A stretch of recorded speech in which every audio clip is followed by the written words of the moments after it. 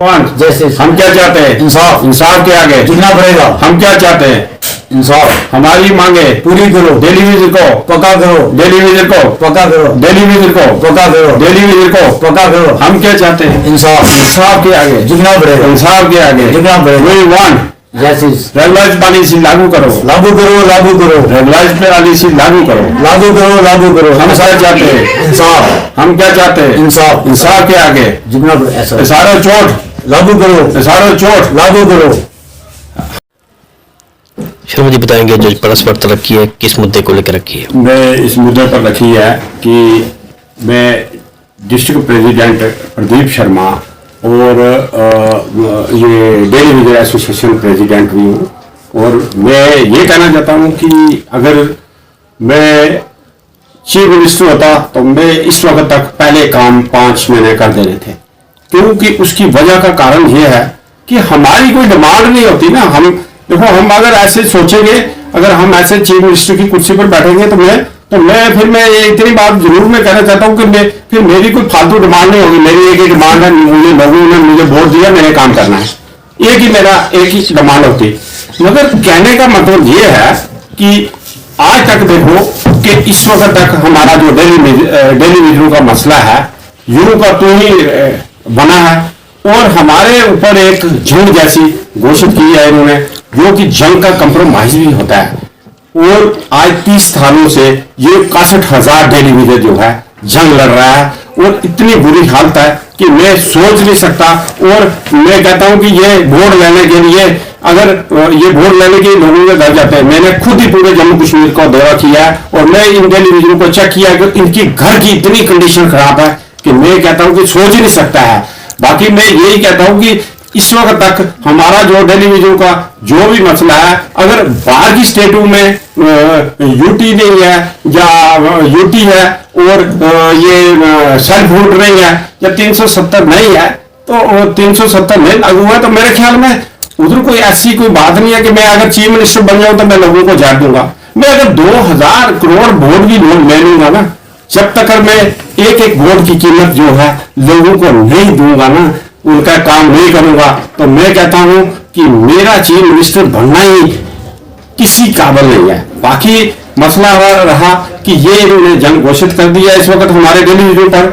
ये अब न्यूक्लियर जंग हमारे लिए बना दिया कि इनकी जो भी कहता है इस वक्त तक की न्यूक्लियर जंग ऐसी बन चुकी है कि ये इनकी यही कहते हैं कि हमारा जो पावर वाला चाहे मर जाए कोई परवाह नहीं, पोल के ऊपर चढ़ जाए। अगर कोई पानी वाला है वो पानी से मर जाए। फॉरेस्ट वाला है, अगर फॉरेस्ट डिपार्टमेंट डेली विजर लगा है तो वो अगर उसको कोई जानवर खा जाए, इनकी कोई जिम्मेवारी नहीं। अगर किसी हॉस्पिटल में डेली विजर लगा है तो इस वक्त तक उनकी कोई जिम्मेवारी नहीं डेली विजर की। मैं कहता हूं कि ये कैसा अन्याय हो रहा है, ये कैसा सिस्टम हो रहा है, दुष्टार सिस्टम हो रहा है कि जो कि इस वक्त तक जो डेली विजर है उस पर ये न्यूक्लियर इन्होंने जंग लगाई है। सीएम साहब जो हमारे उमर अब्दुल्ला साहब है, इनको मैं कहता हूं कि ये आप कहते हो कि मैं छोटे छोटे मसले कर सकता हूं, बड़े मसला मैं नहीं कोई कर सकता, क्योंकि सेल्फ रूट नहीं मिले और 370 दफा अगर मुझे मिलेगा वापस तो मैं करूंगा।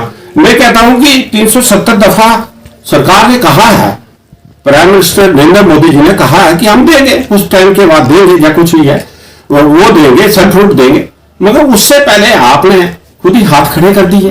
तो मेरे ख्याल में उन लोगों ने जिन्होंने वोट दिया उनके दिल पर क्या बीतती होगी। मैं चीफ मिनिस्टर साहब को पूछना चाहता हूं, उमर अब्दुल्ला साहब को, कि उनके बाकी ये सभी आश्वासन से देते हैं। मैं डाक बंगला पूछना मिला, कमिश्नर साहब से मिला जी, ये इधर श्यामलाल चौधरी जी से मिला, तो इन्होंने कहा कि हो जाएगा आपका काम ठीक 3 महीने के बाद।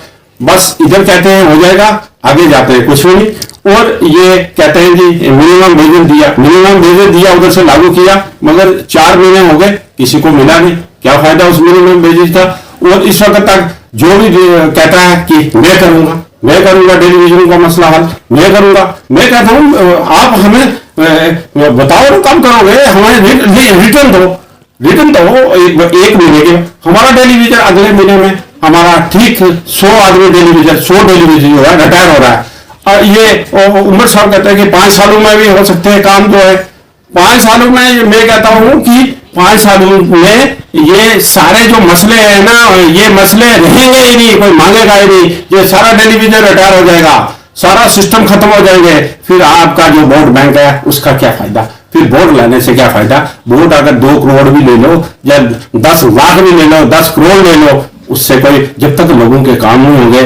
चीफ मिनिस्टर वही होता है, चीफ मिनिस्टर की डेफिनेशन फुल है कि लोगों के काम करो, लोगों का भला करो, लोगों को उपचार रखो, लोगों को सेवा करो। चीफ मिनिस्टर का यही मतलब होता है। बाकी कोई चीफ मिनिस्टर का ये नहीं है कि किसी के बोर्ड में लिया और कोई कार्य नहीं किया, कोई काम नहीं किया उसका, और अपने मसले रखे। चीफ मिनिस्टर अगर अपने मसले रखेगा तो मेरे ख्याल में लोगों का मसला कोई नहीं हल होगा। तो इसलिए मेरी रिक्वेस्ट है गवर्नर साहब से, ये जो न्यूक्लियर जो हमारी लड़ाई है, इसको जो अभी नई बिछाई है, जंग तो खत्म हो गई, अभी न्यूक्लियर है कि चाहे डेली विजिट, चाहे जैसे ही मरे, और इसलिए मैं यही कहना चाहता हूं कि सबसे पहले गवर्नर साहब को कि ये हमारा मसला जो है विद इन डेज में काम किया जाए। मैं बार बार यही बोलता हूँ कि हमारा डेली विजिट रिटायर हो रहा है। मैं पुरजोर रिक्वेस्ट, हमें किसी से लड़ाई नहीं है, कोई किसी से हमारा झगड़ा नहीं है, हमारा लड़ाई है, हमारी अपने हक की लड़ाई है। उस पर हम जो भी हक होगा उसके लिए तो हम लड़ने के लिए तैयार रहेंगे। और नरेंद्र भाई मोदी जी से भी कह रहा हूं कि ये हमारी स्टेट के जो ऐसे सिस्टम बने हैं, तो अगर आपने भी आश्वासन दिया है तो आपके तो कोई मसले है नहीं स्टेट के अंदर, आप इन कामों को पूरा करें। Thank you. क्या कुछ कहना चाहेंगे जो आज मीडिया के सामने आपको आना पड़ा? सर, जैसे कि हमारे प्रेसिडेंट प्रदीप कुमार शर्मा जी ने आपको पहले ही सूचित कर दिया, बता दिया है, तो इससे ज़्यादा क्या कहेंगे। लेकिन फिर भी सबसे बड़ी बात ये आती है कि आज तक जितनी भी गवर्नमेंटें आई उन्होंने झूठे वादे किए हमारे साथ कि जी हम आपका काम जो है वो करेंगे। तो मैं यही कहना चाहता हूँ कि ये जो एनसी गवर्नमेंट है, इन्होंने मैनिफेस्टो में भी रखा था, तो इन्होंने वादे भी किए थे लोगों से। तो आज ये कह रहे हैं कि जब तक हमें स्टेट बोर्ड नहीं मिलता तो तब तक हमारे पास कोई पावर नहीं, हम जो टेलीविजन का काम जो है वो नहीं कर सकते। तो थोड़ी सी मैं आपको ये बात बताऊं कि जब इलेक्शन लग रहे थे अब्दुल्ला साहब, तो उस समय तो 370 टूटा नहीं है। 370 जब वो टूटा था, स्टेट जब वो चली गई थी 1919 में, तो ये 2 महीने 3 महीने पहले की बात है। तो अगर आपके पास जो है आप ये काम नहीं कर सकते थे, तो आपने लोगों के साथ झूठा वादा जो है वो नहीं करना था। तो आपने अगर ये वादा किया है, मैनिफेस्टो में रखा है, तो आपने डेली वेजों का काम जो है वो करना चाहिए। डेली वेजर देखो कि डेली वेजों की क्या दिशा है। मैंने पिछली बार भी जब मैंने ये प्रेस यहाँ पे की थी तो मैंने मीटिंग में बोला था कि मैनिफेस्टो में आपने रखा है तो डेली वेजों का काम करो।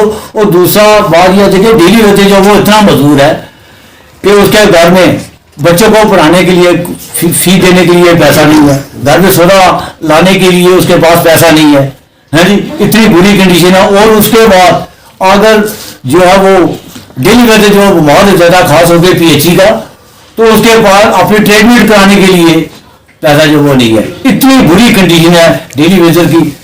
तो हमें तो एनसी गवर्नमेंट पे पूरा जो फेयर था कि जब ये नई गवर्नमेंट 10 साल के बाद यहाँ पे पहुंची है तो ये जो जितना भी हो सके ये हमारी मदद करेगी और डेली वेजरों का काम जो है वो करेगी। इससे यही रिक्वेस्ट कर रहे हैं कि हमारा आप जो है झूठे आश्वासन मत दो, लोगों को, मुलाजिम को झूठे आश्वासन मत दो, काम जो है वो करो। कितनी देर तक आप जो आप ये वादे करते रहेंगे, आश्वासन जो है देते रहेंगे।